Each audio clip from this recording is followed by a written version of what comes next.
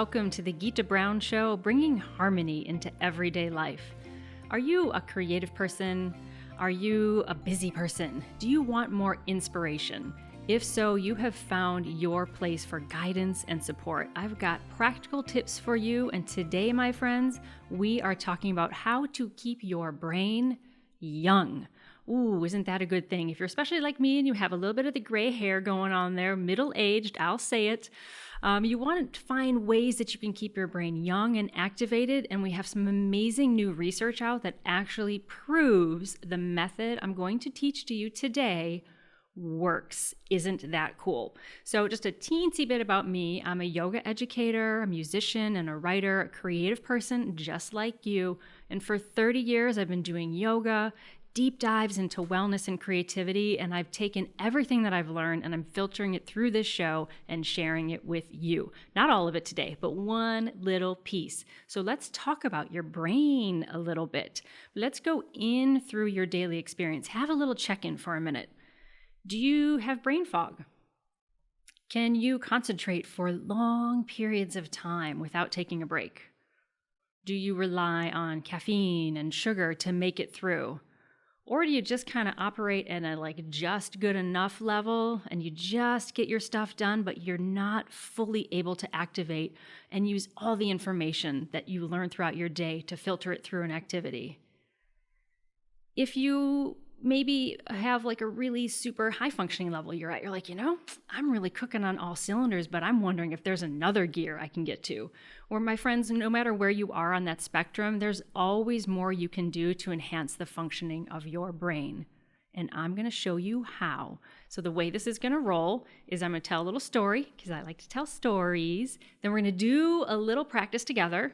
Then I'm going to give you some scientific research to back up what you just experienced. Then we're going to do another little experience of the same technique you can use to keep your brain young. So by the time you leave this, you'll have some concrete ideas of how to keep your brain young, healthy, how to keep your mental focus on edge.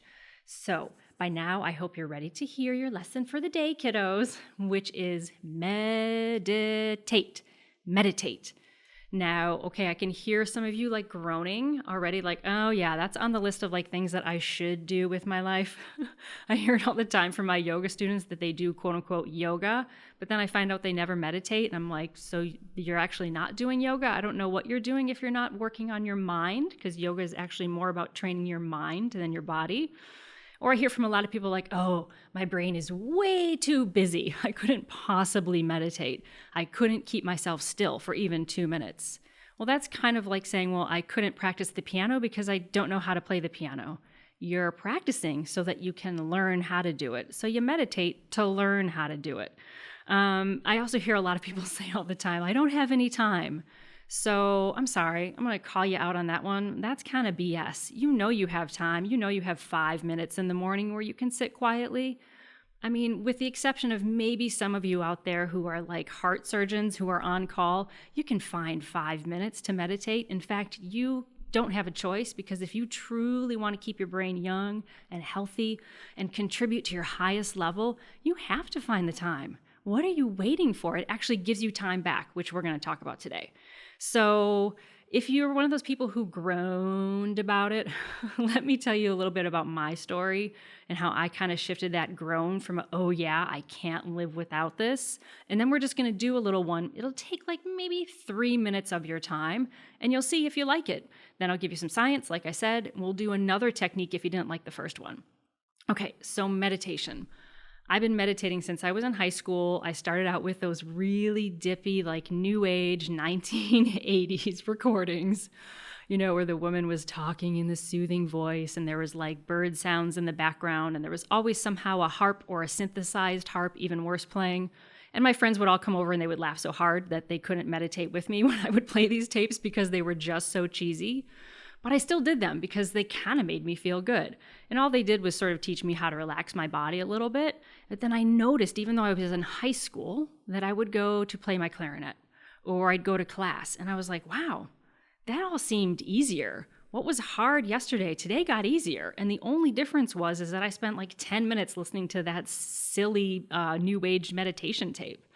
So fast forward many, many years, eventually I got some legit training in meditation, some of which I'm going to do with you today, where I actually had teachers with me in the room, structured, and showed me how to do it a bit more properly so that I wasn't relying on a recording to do it, but that I could really do it on my own. And so I sort of had this nice grounded practice, and I just noticed it made me feel better. It decreased my anxiety. It helped my performance in music increase and get easier. So then enter, though, a really challenging time of my life. So I was married to a man who was my childhood sweetheart. We met when we were only 12 years old. He was sweet and kind, and we dated on and off, as you do when you're young. And eventually in our 20s, we got married. And then he became addicted to drugs and alcohol. And the alcohol really took over to where it got to be end-stage alcoholism, and I was afraid that he would die. And thank God I had meditation during that period.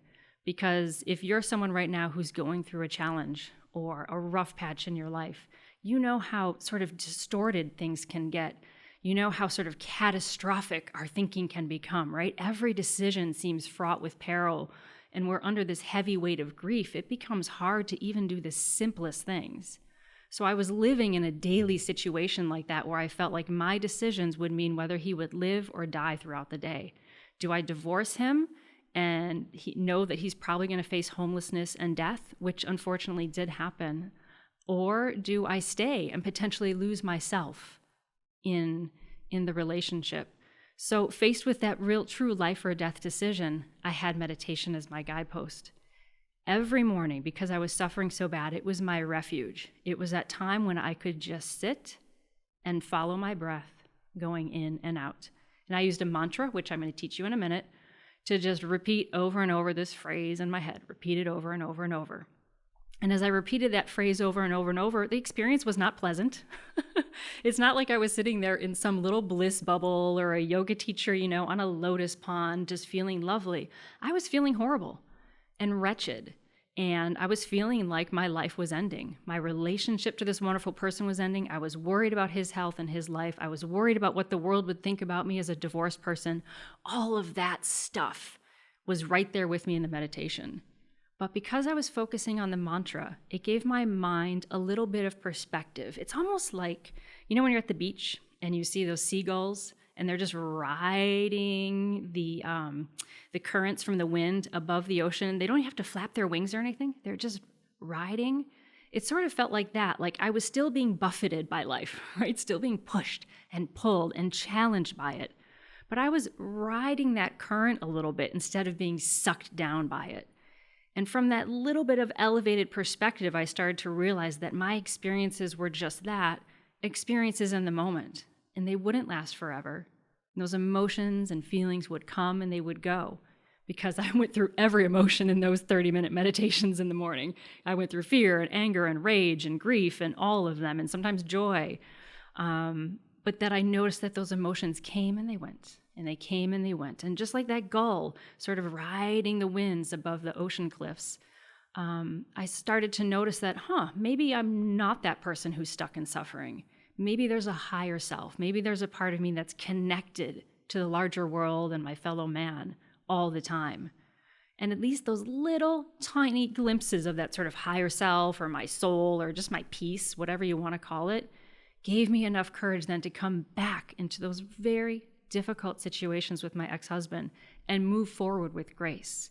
And I'm really proud because when we got divorced, it was actually extremely loving day. It was fantastic. It wasn't fantastic, but it was fantastic the way we handled it, right? We shared a cab, we shared a lawyer, we went out for lunch afterwards, we took a walk. We really did it with a lot of love, and I know from my perspective that my meditation every morning for the years and years leading up to that moment of making the decision to leave the relationship allowed me to do so with more love and more clarity instead of getting sucked down by the temporariness of my emotions. That's what meditation has given me, a clarity to kind of, as my wonderful father, this great professor, always says, rise above it. Rise above it. I think again of that bird soaring way high above. Everything is still there. You're not denying it. It's just you're taking a more elevated perspective. But to do that, my friends, you have to train your mind. And it actually does keep your brain young, which I'm going to give you in the scientific part. So I'm still meditating. Many, many years has been, over a decade since my divorce. I'm still meditating, and I can tell you it just gets better and better and better. So let's just do a little one right now. Just like think of it like a little sample. You know how you get like a little appetizer or at a cocktail party, they give you a little bite? I'm just gonna give you a little bite of a meditation. Then I've got to give you some new amazing neuroscience that they're finding out about meditation and how it can keep your brain young. Then after that, we're going to do another type of meditation to see if you like that one. Okay, so if you're listening to this as a recording or on a podcast, maybe hit pause now. Don't try and do this while you're rocketing down the highway at 70 miles an hour. Hit pause, do it when you get to your destination. It only takes a couple of minutes, and I'm sure that you'll see the results. So wherever you are, let's just take a moment to sort of establish a nice, gentle, seated posture. You can do the standing. Or, if you want to lay down, you can lay down and do it as well. The important thing, my friend, is just to be really super comfortable. The first meditation I'm going to teach you is a meditation on your breath. And we're just going to notice our breath flowing in and out. So first things first, get nice and settled. Make sure that wherever you are, that your hips are nice and relaxed, that your spine is long, right? So you can kind of think of the crown of your head as getting taller and taller and taller. And even if you're laying down, you can sort of think of your body as expanding and filling its whole space. Let your shoulders relax. Let your arms relax. And just check in for a moment, even with your face. Let your jaw and your eyes relax just a little bit. And then just start to let your mind notice your breath. You can close your eyes if you wish, or bring your gaze just towards the floor as you draw your awareness towards your breath. And just notice whatever it's doing. It may be shallow, it may be deep, you may feel like taking a deep breath, doesn't matter. Just notice your breath flowing in and out. You can even kind of label it as fast or slow. Anytime your mind wanders over to other things or questioning or wondering, just say, hey, mind, come back to the breath. Just gently keep bringing it back again and again and again. You can even label your inhale mentally and silently by saying, breathing in. And when you breathe out, you can just say, breathing out or out. So you're just labeling each inhale in, and each out is an out. And just very gently with yourself, bringing your awareness back and back again to noticing the breath in and out. Just watching the breath. If that feels too remote, you can even bring your senses to the tip of your nose and feel the breath coming in and out of the nose as a physical sensation. Just noticing it coming in and noticing it going out. Breathing in and breathing out. Gathering your thoughts and just letting them rest, noticing the breath flowing in and out. Just another moment in time, following your breath. Letting all of your thoughts rest on noticing the breath.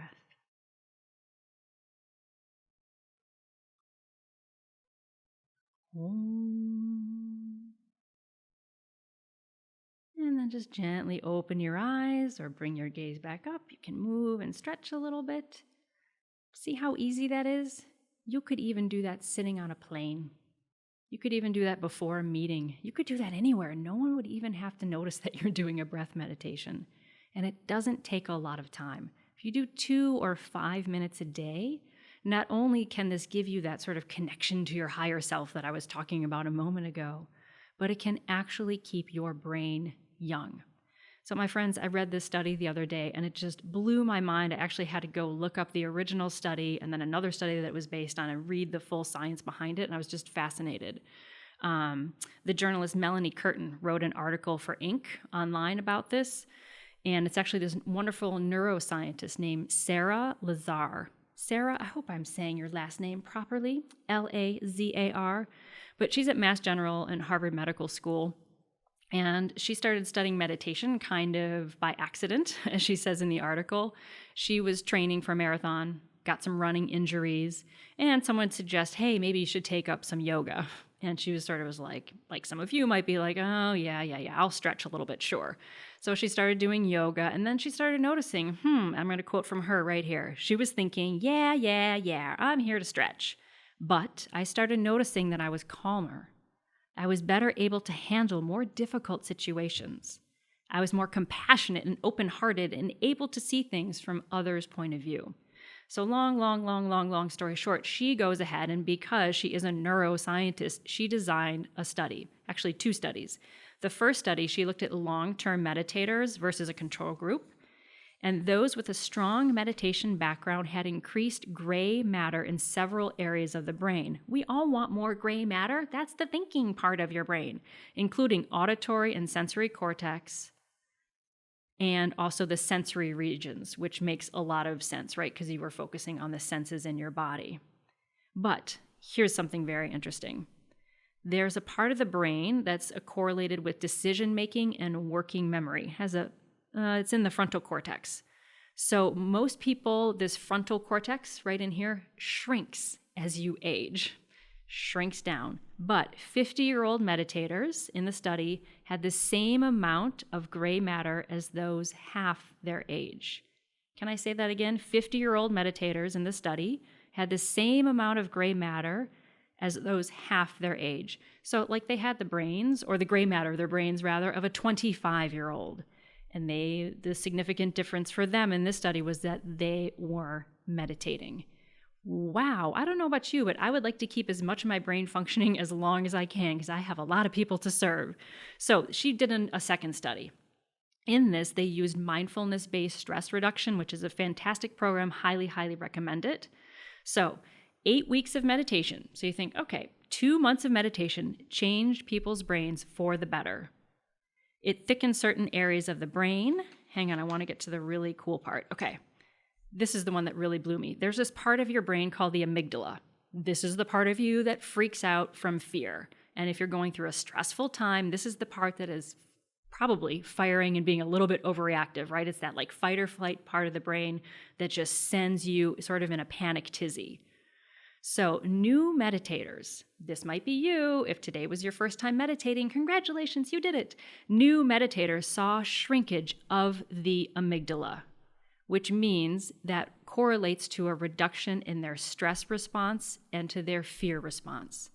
So that means without you needing to think about it after you've meditated, if you are presented with a stressful situation or a fearful situation, your response is going to be much calmer because you have literally changed the physicality of your brain. Isn't that amazing? I think that sort of explains my experience, right? Well, I went through a very stressful situation with an abusive alcoholic, wonderful person, but he was an abusive alcoholic. And I was able to stop responding out of fear and instead respond out of love and find a way to move forward compassionately. There's the science right there. So these folks in this study meditated for 40 minutes a day. So that might not happen for all of you right off the bat, and certainly didn't for me. I started with 5 minutes, and I did that for years, and then it kind of went to 10, and over time, you build up a tolerance to do more and more. Start simple. Start small. Other studies suggest that with just 15 to 20 minutes a day, you can see significant changes in the composition of your brain. I think there was one other cool thing in the study I wanted to make sure. This is another really cool thing. Last thing I'll do, and then we're going to do another little activity, my friends. So after 8 weeks of meditation, another part of the brain that changed was the left hippocampus got larger, which is involved with learning, memory, and emotional regulation. So there's that ability to regulate your emotions and response, and your ability to learn new patterns is enhanced when you meditate. Okay, how much more can I make the case for meditation? It does all of these amazing things. It also, previous studies have proven that it reduces blood pressure. I'll give you one other little quick anecdote from mine that's a little more fun than the divorce story, which is that I go to get at least 1 physical a year, usually 2, just because I'm kind of on top of my health and I like to check in. Every time I go get a physical, I spend a couple minutes, that time when you go to the doctor and you're like sitting in that little room by yourself, waiting when they're going to get there. You're in the little paper gown and you're freezing. So I used to just get annoyed during that time, but I was like, what? I better be a good yogini. I'm going to meditate while I'm waiting. So I sit there and I just kind of relax for 5 or 10 minutes and I meditate.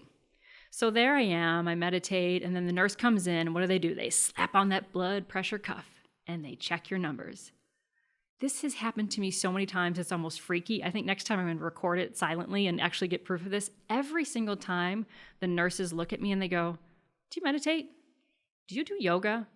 What do you do? Your blood pressure is really low. Almost every time, and I've asked them, and the nurses say that they see the people coming through their room often enough, the ones that meditate or do yoga, that their blood pressure levels are so much lower that they can tell just by the numbers, which is telling me it's changing my body from the inside out, that my over baseline for stress is so much lower.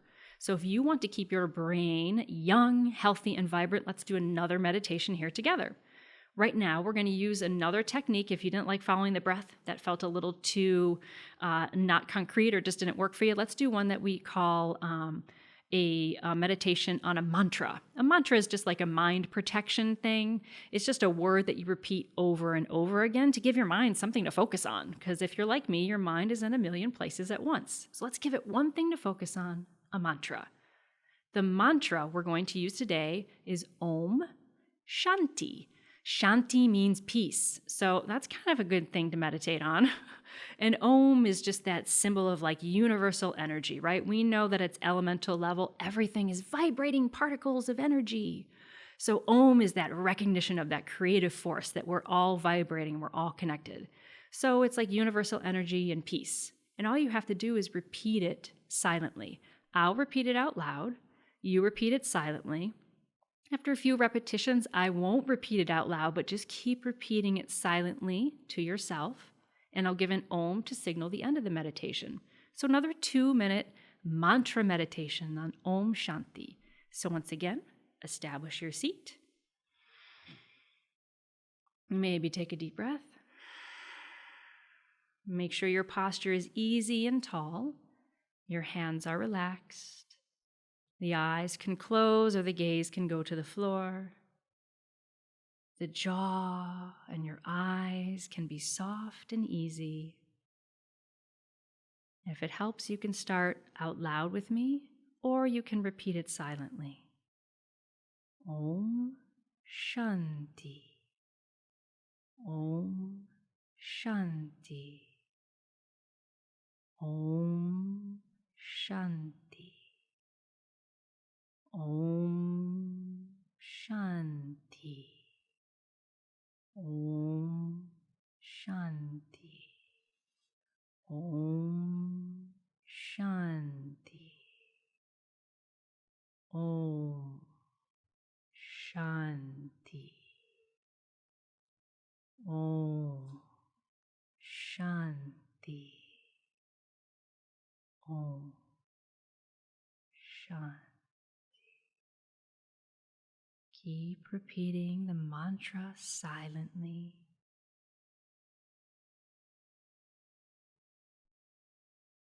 Bring your awareness back to the mantra.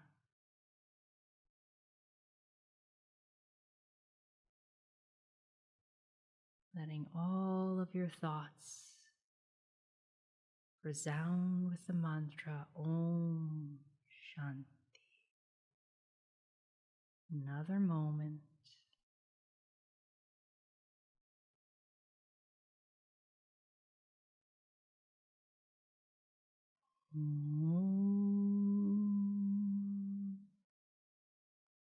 And that's your little sample of mantra meditation. Very powerful. You can keep it with you at all times to create that vibration of peace and health for yourself. So my friends, if you want to keep your brain young, you want to keep your vibrancy and your ability to serve your community, meditate. That's your homework. I'm a teacher. I'm always going to give you homework. Your homework is to meditate. Maybe you do it 2 minutes every day, right when you wake up in the morning. I know you can do 2 minutes. It's not hard, and you will see a benefit even with just 2 minutes. Over time, then it might develop to 5. If you need more guidance, though, you can use great apps. Like I highly recommend Headspace. It's a fantastic app that gives you guided meditations. It'll even take you through a meditation course. You can hop on over to my website, gitabrown.com. I've got meditations there and on my YouTube channel. You can just Google it and you can find lots of free meditations. So avail yourself of those, right? Remember, you're not alone. People have been doing this for 4,000 years and they figured out a way to do it. You're not the first person to struggle carving out time. You're not the first person to resist meditating, and a lot of days I have to kick myself to get doing it too.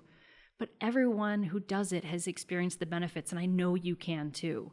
I know you can too. So stop the excuses, set that timer, get your mantra meditation or your breath meditation going, and enjoy the benefits.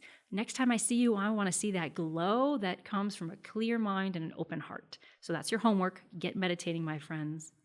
Let's close with a little chant for peace. I'll do it 3 times, then I'll give you the English translation afterwards. Loka samasta sukhino bhavantu. Loka samasta sukhino bhavantu. Loka samasta sukhino bhavantu. May the entire universe and you, my friend, be filled with peace and joy, love and light. Om Shanti. Hey, if you like this, please share it with your friends. Share the meditation love. Share keeping your brain young. Let's all be healthy and vibrant well into our hundreds. Let's do it. Sign up over at my website for updates and insider tips I only share with my newsletter peeps. Or drop me a little note on social, Instagram, Facebook, that type of thing at Gita C. Brown. I will see you in the meditation cloud, my friends. Om Shanti. Peace.